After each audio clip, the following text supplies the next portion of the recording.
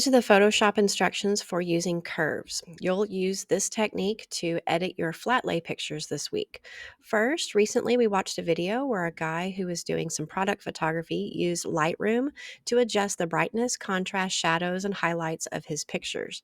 Now, as a photographer myself, I've used Lightroom, Photoshop, Photopea, Canva, many different programs. It just depends on the subject matter, the assignment, the lighting situation, for which program is going to work best for me. So for this assignment, you are welcome to try and use Lightroom. I do want you to see though how Photoshop works with curves so that you can understand Lightroom and other programs better. So first, go ahead and open up the picture called School Supplies. And I took this as a horizontal picture in our classroom. So we first need to rotate it. From a while back, we went to image rotation, 90 degrees counterclockwise. And then we're going to crop. We've done that in a previous lesson before as well. Choose the rectangular marquee tool.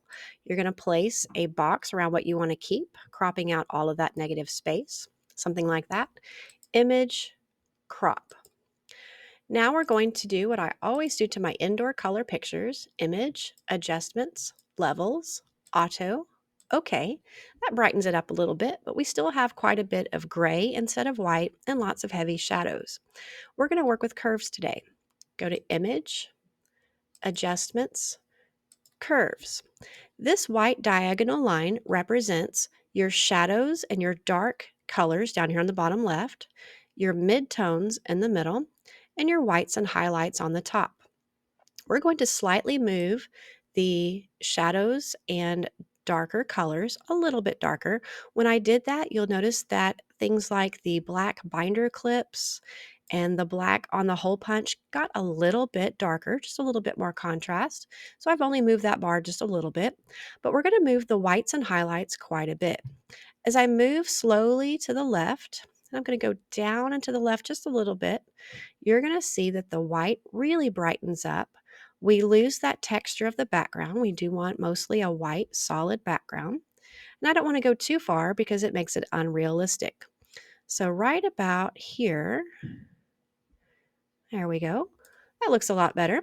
Make sure your curves bar looks like mine. I've only moved this dot just a little bit. This one I went down and to the left quite a bit. Then click OK. Now there's a little bit of cleanup left to do. To do that, we're going to use a tool called the Dodge tool. If you click and hold down over here, you're going to see one of three things: a black sucker, a hand, or a sponge. Click and hold it down and choose Dodge tool.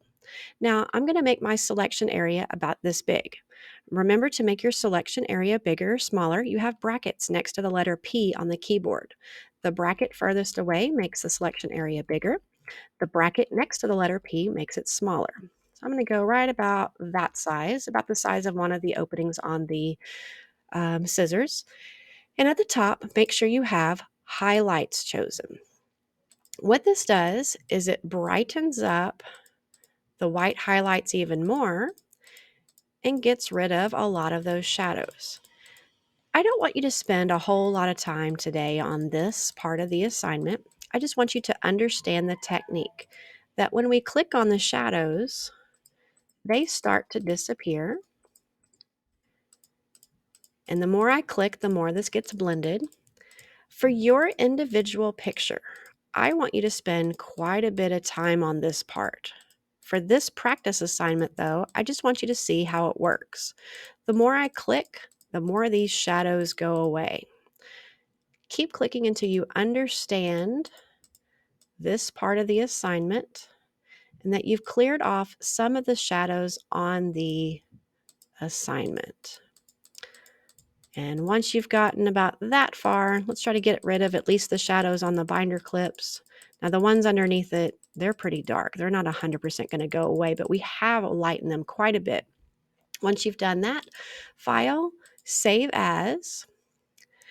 Make sure it stays as a JPEG. You're going to call it School Supplies.